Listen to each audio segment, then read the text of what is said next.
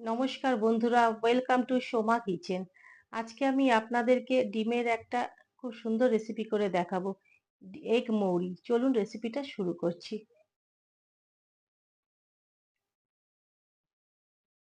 গ্যাসে আমি কড়াইটা বসিয়ে দিয়েছি। এর মধ্যে দেখুন 1 চামচ মৌরি আমি হালকা করে রোস্ট করে নেব, শুকনো খোলায় মানে ভেজে নেব আমি।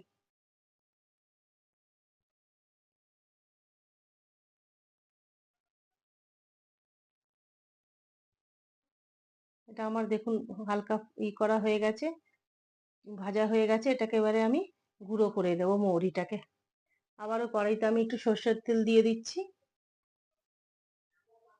এখানে দেখুন আমি 6টা ডিম নিয়ে নিয়েছি।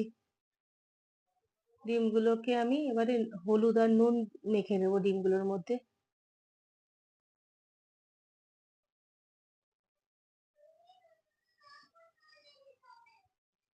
নুন দিয়ে দিলাম, ভালো মতো মেখে নেব।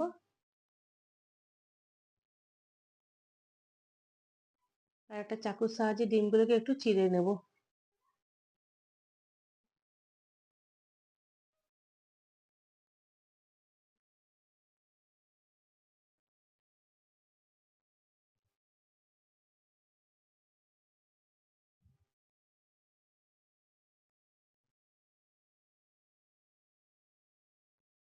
তেলটা আমার গরম হয়ে গেছে, এর মধ্যে এবারে আমি ডিমগুলোকে ভালো করে ভেজে নেব।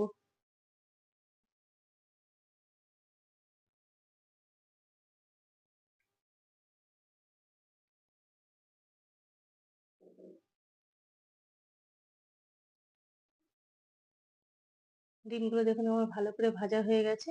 এবারে ডিমগুলো আমি তুলে নেব।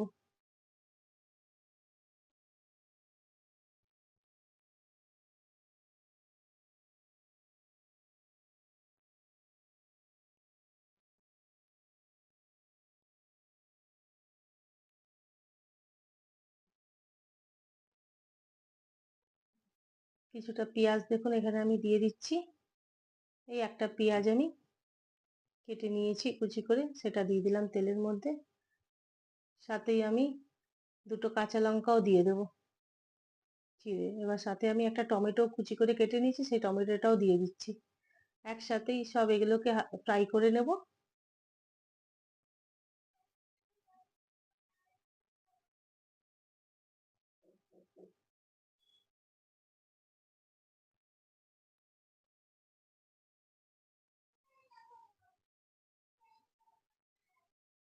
আমার দেখুন এগুলো ফ্রাই করা হয়ে গেছে, পেঁয়াজ টমেটো লঙ্কাটা।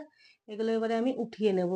উঠিয়ে নিয়ে এগুলোকে আমি মিক্সিতে ভালো করে পেস্ট করে নেব। দেখুন একটা মিক্সির জার নিয়ে নিয়েছি। এটাকে একটু ঠান্ডা করে পেঁয়াজ টমেটোগুলোকে মিক্সির জারে আমি দিয়ে দিচ্ছি। এবার একটা স্মুথ পেস্ট করে নেব। আবার কড়াইতে আমি একটু তেল দিয়ে দিলাম।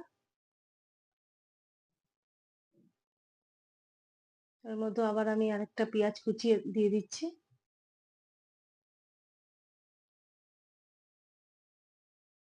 পেঁয়াজটা একটু ফ্রাই করে নেব, একটু লাল লাল করে ভেজে নেব। আমার দেখুন পেঁয়াজটা ভালো একটু ভাজা হয়ে গেছে। এর মধ্যে আমি 1 চামচ আদা রসুনের পেস্ট দিয়ে দিলাম। আদা রসুনের পেস্টের সাথে পেঁয়াজটাকে কিছুক্ষণ একটু ফ্রাই করে নেব।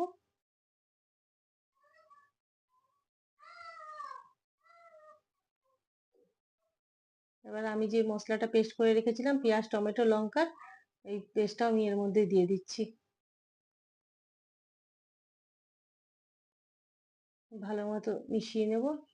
এর মধ্যে এবারে আমি 1 চামচ হলুদ গুঁড়ো দিলাম, 1 চামচ কাশ্মীরি লঙ্কার গুঁড়ো, 1 চামচ ধনে গুঁড়ো দেবো। ধনে গুঁড়ো 1 চামচ দিয়ে দিলাম। আর মৌরিটা যে আমি গুঁড়ো করে রেখেছিলাম, ওই মৌরি গুঁড়োটাকেও এখনই আমি 1 চামচ অ্যাড করে দিলাম। এর মধ্যে মেন হচ্ছে মৌরি গুঁড়োটাই।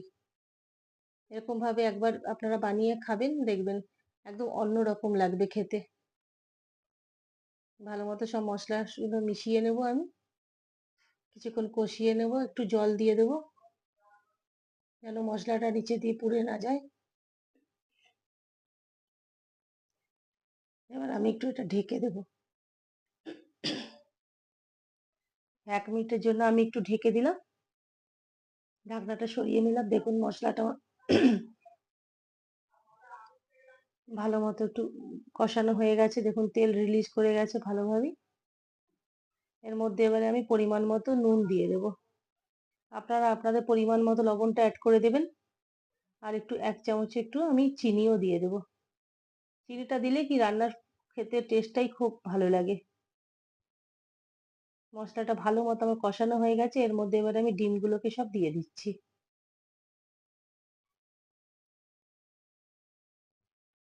ডিমের সাথেও আরো কিছুক্ষণ একটু কষিয়ে নেব মশলাটাকে। মশলাটার সাথে ডিমটা একটু আমার কষানো হয়ে গেছে কিছুক্ষণ, এবার আমি জল দিয়ে দিচ্ছি। খুব বেশি জল দিব না, মিডিয়াম অল্প জল দিব। এর মধ্যে আমি একটু গরম মশলা অ্যাড করে দিলাম। দুটো কাঁচা লঙ্কাও আমি দিয়ে দিলাম।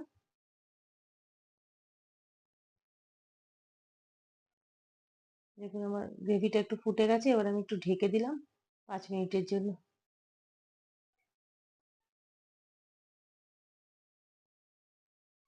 5 মিনিট হয়ে গেছে, ঢাকনাটা সরিয়ে নিলাম। দেখুন কত সুন্দর কালার এসছে, আর খেতেও খুব টেস্টি হয়েছিল। আপনারা প্লিজ একবার ট্রাই করবেন এই রেসিপিটা।